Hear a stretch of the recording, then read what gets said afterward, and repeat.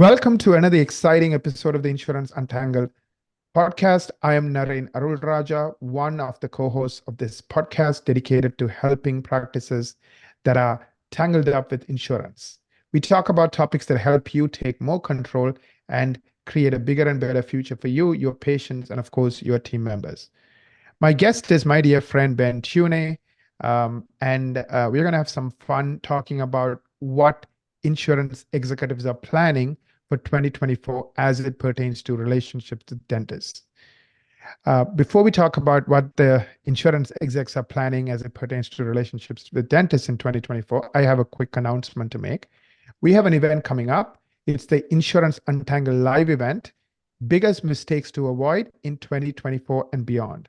Biggest mistakes to avoid in 2024 and beyond. This is a 3-hour event with a 30-minute break.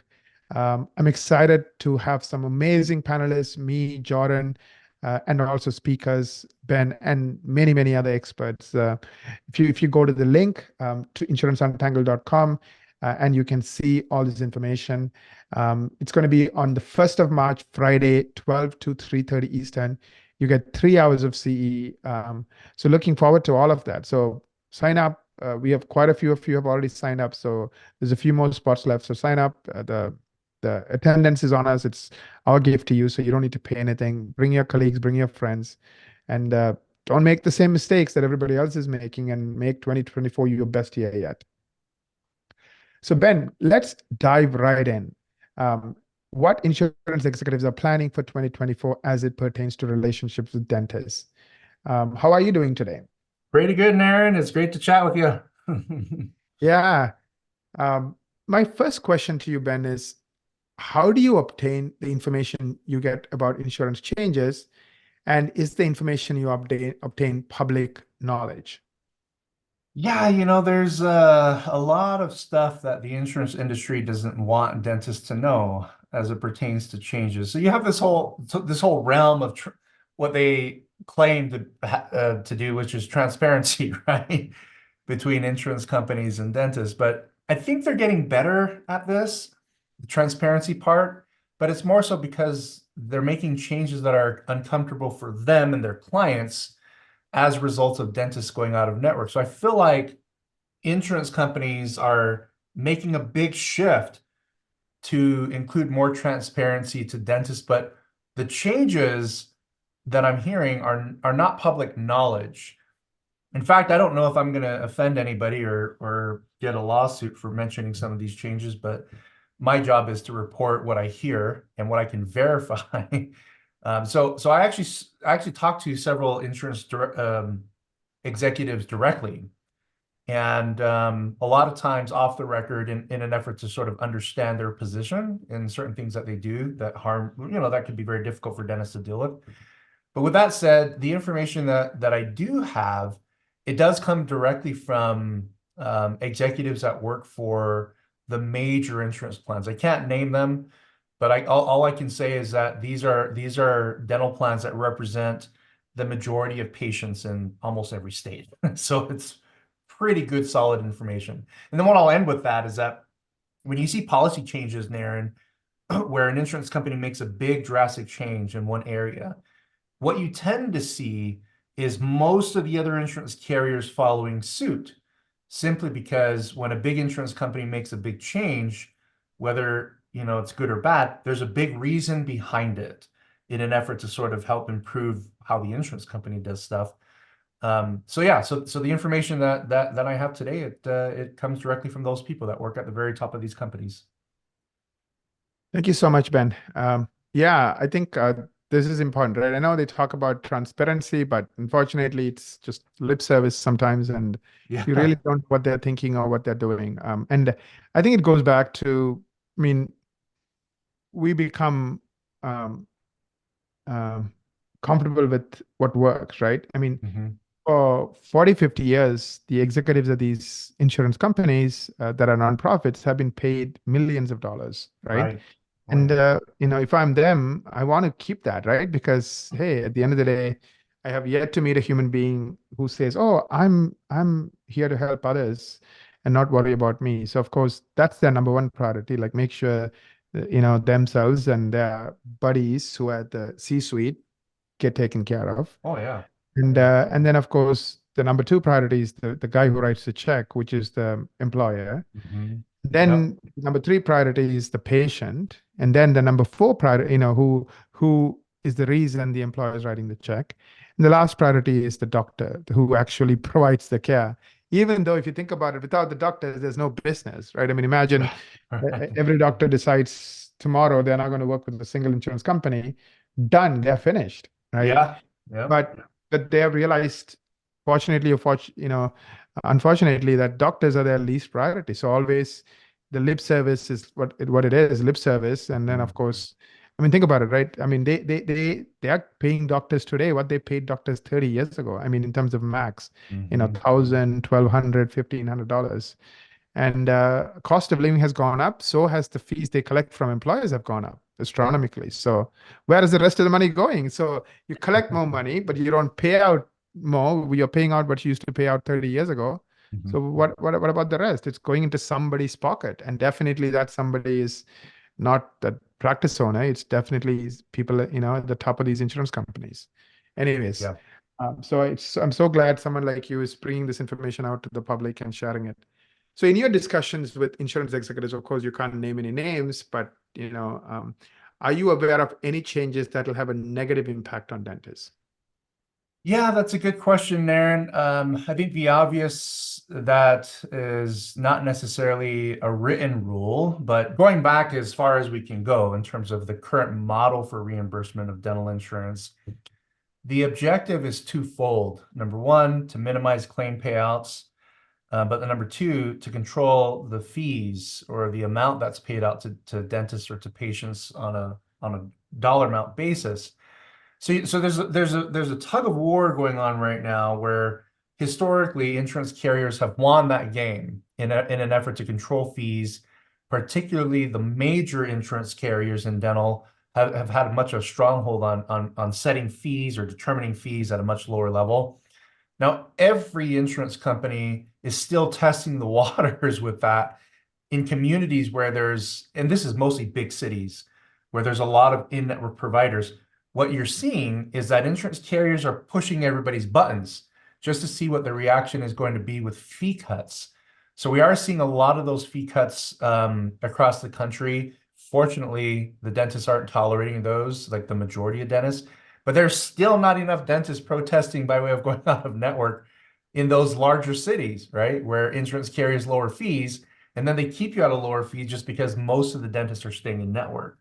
Right. So just be aware. I think if you're a dentist in a city, that's the major problem that you face, is that city dentists are more likely to retain in-network status, which does show a pattern of much lower fees compared to other areas of the state where doctors are out of network. Now, the other thing, negative impact, is that, so this is coming directly from the mouth of a director, a licensed dentist who's a director for an insurance carrier. What he's saying is that insurance companies are going to significantly increase the adjudication and the denials on perio, as well as buildups. Meaning, this, in the past, you can submit a buildup with a crown, Aaron, and when you send that to insurance, you can mention that the crown requires a buildup for retention, right? Which is the main criteria in which the buildup code was written for, is for crown retention. But these days that doesn't work. So insurance carriers are even if you use some language like 50 or 60% of the tooth structure was compromised and required to be restored, and a buildup is necessary in an effort to prepare the crown for proper retention to the tooth, right? That language is not working as often as you want it to. And so you're going to see an increase in denials. In fact, I was just in Montana last week, a state where the in-network participation has been relatively low. But even they said, yeah, we're starting to see more and more denials and more bundling with buildups. But it's not just limited to perio and buildups. You're going to start to see more bundled codes. And the part that really irks me is that the patient's plan design may cover a procedure in full, but the plan is still going to downgrade it because it's Wow. savings for the insurance plan, which does force the patient to pay more out of pocket, right? Because with less payment by the insurance, the patient has to pay more financially. to my knowledge, in terms of talking to lawyers and judges, that activity is 100% illegal. But because patients don't know how to challenge, they don't know any different. They don't know how insurance works. And most team members don't even, like in dental practices, how do you know whether whether a downgrade is actually legit or not, right? Unless you do a pre-authorization, there's really no way for you to know. So it seems like the insurance industry is sort of skirting on this edge of unethics and illegal activity, which we've actually been seeing this stuff going on for years. But I've been told that those things will start to rise this year, mainly because with the amount of doctors going out of network, the insurance companies it needs to find other ways to save money, right? Right. And so those are some of the bigger changes that I'm seeing. Oh, and then yeah, well, I'll end there in terms of that question. Those are some of the biggest changes that I'm hearing, and then I'm also seeing that as start going to accelerate here in 2024. Awesome. Awesome. I think it's so good that you're bringing out these negative impacts. I mean, the insurance company's model is, dentist is the frog, like, put the frog in the, water and slowly boil the water a degree every year. So they're testing, right? They're testing by denying more, they're testing by cutting fees and seeing how far they can take it, Right. and as long as enough dentists don't protest or don't quit, they'll keep doing it. I mean, they have been doing that for the last 30, 40 years. That's right. Uh, let's go to the next one. What about out of network? What negative changes or any changes out of network benefits that are currently being discussed? Yeah, so historically, what you've seen there and with out of network is that the benefit structures would mostly mirror that of in network in terms of percentage coverage. Like if you go out of network, you can have a plan designed with an insurance plan that covers 100% of the out of network allowance. And insurance carriers have different methodologies to determine, okay, what are we going to pay off of? What fee are we going to follow out of network that's not the dentist's fees, right? So self-funded plans, they would typically create an actual fee schedule that's used both in network and out of network. So if the patient went out of network, the plan is still going to what they call in insurance is they're going to allow the same in-network fees. So let's say out of network you charge $1,500 for a crown, but the in-network fee that you terminated was only $1,000. So when you're out of network, the plan will pay off of $1,000, so they'll pay $500. So the other 1,000 that's left, which is the difference between what insurance paid and your office fees, just simple math there, that is a patient responsibility, right? So Yeah. what's going on now is that insurance companies that are representing self-funded plans, the brokers are creating set fee schedules that will govern both in-network and out-of-network to make sure that the employer doesn't incur a higher cost as a result of patients going towards out-of-network. Now, as more and more doctors go out of network, what I've actually seen and witnessed in places like Montana last week, this is fresh knowledge, is that in certain communities where there's no in-network providers of any kind, they don't take Medicaid, they don't take Delta, Cigna, Blue Cross, they're just all fee-for-service and out of network. Well, what I've seen are policy changes like this. Medicaid allows you then to go and see any dentist that's nearby, right? And Medicaid will just reimbursement whatever the in-network rates are. And then Yeah. it's, the patients will then just pay the difference, right? So big companies are doing the same thing. On the PPO side is they're allowing that same accommodation. But the biggest thing that I'm seeing is that, the old indemnity programs, right? The indemnity insurance plans that would pay claims regardless of the network status of the doctors. You didn't need to get credentialed. You'd still be able to accept assignment of benefit and get paid. So a lot of insurance carriers are accommodating the no in-network dentist that's going on in a lot of pockets of the country by formulating benefits for patients that look like in-network, right? So it's minimal it's the same, roughly around the same type of out-of-pocket you experience as going in network, but it's full coverage, right? Up to that $1,500 annual max. So that's actually very beneficial for both patients and the dentist because it does tend to foster on the dentist side a good relationship with the insurance carriers in the sense that nobody needs to go in network anymore anyway, right? And then the last thing I'll mention about that, Naren, is that in Massachusetts, they passed a loss ratio law that requires insurance carriers to use 83% of the premium they collect when somebody buys dental insurance. They have to use 83% of that to pay benefits. So there have been a number of insurance carriers that have made announcements that they're currently exiting the state of Massachusetts to no longer do business there. Now, that could be good or bad for the state of Massachusetts.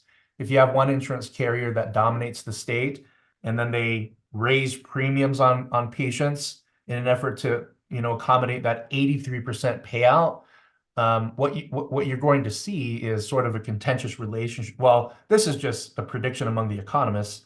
There could potentially be some contentious relationships between patients and doctors because the insurance industry is now twisting.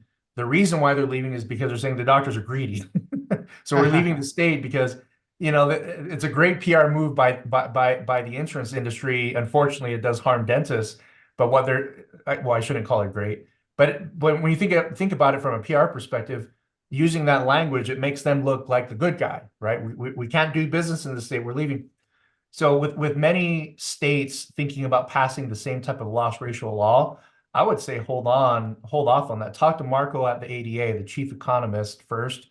I don't know his exact official opinion on this, but I did sense that when I spoke to him personally that these laws, you have to be very careful with the impact that's going to have on the community, because at the end of the day, the insurance companies are going to maintain profitable, even if there are loss ratio laws that do change. They're going to make it up somewhere else. And unfortunately, right now, the only area that they can is by raising the premiums on the employers and still paying you the same fees in the past. Right. So yeah, so those in a short synopsis, those are some of the big changes that I'm seeing going on with regards to out of network. Thank you so much. Let me ask you about, aside from these administrative changes that we talked about so far, are you aware of any new dental plan types that are in the works in dentistry? Yeah, so I think Naren, when you and I first met each other, gosh, this would have been back 2017 or 18. There was people in Toronto that were developing a dental plan called, I think it started off with the name ProCare and then it changed to Plan Surety. That whole effort ended up dying in 2020, mainly because, number one, the economy, and then number two, other functions with regards to just the dental plan culture as it exists today. But I'm hearing that efforts like that Plan Surety product in terms of direct reimbursement to doctors, the ADA has tried many times to sort of partner with companies that are thinking along those lines. So I think Beam is one of the companies that the ADA is partnering with to do that direct relationship program. But now I'm hearing that the same insurance companies that pay you reimbursements are creating direct reimbursement programs as well to hopefully eventually replace the current model, in network and out of network. In this case, the direct reimbursement model will be so much different and very attractive to the employers in terms of having more options to see any dentist that you want. But I'm starting to see those types of plans resurface, the direct reimbursement model. So we'll see where that goes. Yeah, but do you think it's like the oil companies designing an electric car? Meaning, I mean, of course, imagine if they've done it, they would have made sure it died, right? Like it's just a smoke and mirrors, so nobody else ends up creating an electric car. Uh, Yeah, that's a good point. I mean, when you look at, the United States goal to go fully electric with every vehicle, I think it was by 2030 or something along those lines. I could be wrong about that number. But when you yeah, look at our power grid today and talk to anybody that understands how much power we supply, in all parts of the United States, if you ask the question, if every car was electric today, will our power supply even have enough power to charge those batteries for all those cars? And the answer to that is no. We're so right, far away from that, right? So when you talk about these initiatives, there's so much things that need to change in order for you to get there to make it a successful move, right? right. And the same is true with these dental plans, is that, the reason why Plan Surety it didn't take off is because something like that requires a massive amount of effort. It's a culture change, right? Yeah, yeah, And right now you have dental insurance companies that hold the market, they hold market share there. And so your competition could easily wipe you out. And that's probably one of the reasons why Plan Surety never came about, is because the insurance industry didn't feel like it was a threat. Well, now they do. So if Plan Surety were to be resurrected today, The biggest dynamic is the fact that doctors are going out of network and just not tolerating in-network status in general. That is a perfect environment to introduce new types of dental plans like the one with Planned Surety that I don't know if they're coming back, but there are a lot of groups and insurance carriers. Their plan designs look exactly like Planned Surety, you know. So there's change. There's change that might come in the next 3 to 4 years. Thank you. Let me ask you the last question as we bring this to a close. What do you advise for those who are wanting to know more about specific insurance claims policy changes? Is there a resource? Is there a place to go? Like, I mean, I know this is so vast, right? I mean, already it's very complicated. And then every year there's more changes on top of that. And there are so many plans. Yes, absolutely. So what I would suggest for any dental practice is to contact your insurance company, the insurance companies that you're in network with, or the ones that pay you as out of network, and request a copy of what's called a dental resource guide or a policy and procedure manual. So these policies and procedures and resource guides, they tell you as a dental practice how the insurance company pays claims, how they handle payment for codes, what the downgrade policies are per code, right? And so the cool thing about understanding that is that all the changes, the policy changes as it pertains to how you get paid that the insurance companies would impose this year, you'll know about them in those policies and procedures or the dental resource guides. That's something that maybe a half of 1% of dental practices are aware that exists. But if everybody, regardless of your network status, if most of your patients have insurance and you get those policies and procedures or resource guides, it's going to be mind-blowing the information that you're going to get. Like, no wonder why these claims are denied. No wonder why they're bundled. Oh, here's how I unbundle a crown and a buildup, or a buildup from a crown. So the biggest advice with this episode is contact provider relations and request a policy and procedure manual. If they don't know what that is, say, well, it's a dental resource guide that outlines how you as an insurance company pay claims. We would like to have a copy of that by virtue of our in-network agreement, or just say, simply because it's helpful for us as an out-of-network provider to know what your policies are and how you pay claims so that we can make sure that the patients are using their benefits properly, right? So there you go. That's awesome. Thank you so much. I learned a ton as always. You are like an encyclopedia, walking, talking encyclopedia, and updated real time, right? The old encyclopedias only get updated once a year. Like Yeah. it gets updated like 2 times a day. Thank you, So thank man. you, Ben, for everything you do for the community and everything you do for Insurance Untangled. Really appreciate it. I also want to take a minute to thank all of our listeners. We cannot do what we do without you. So if you find this information valuable, share it with your friends. Of course, write a review for us so hopefully others can discover us. So we can untangle this mess we call insurance and hopefully make your life a little bit easier next week, next month, next year than it is today. And I hope to see you on the 1st of March, which is our big annual event where we talk about the biggest mistakes and how to avoid them to make 2024 the best year yet. So go to insuranceuntangleded.com, find all the resources, benefit from them. Till we see you again, have a wonderful week ahead.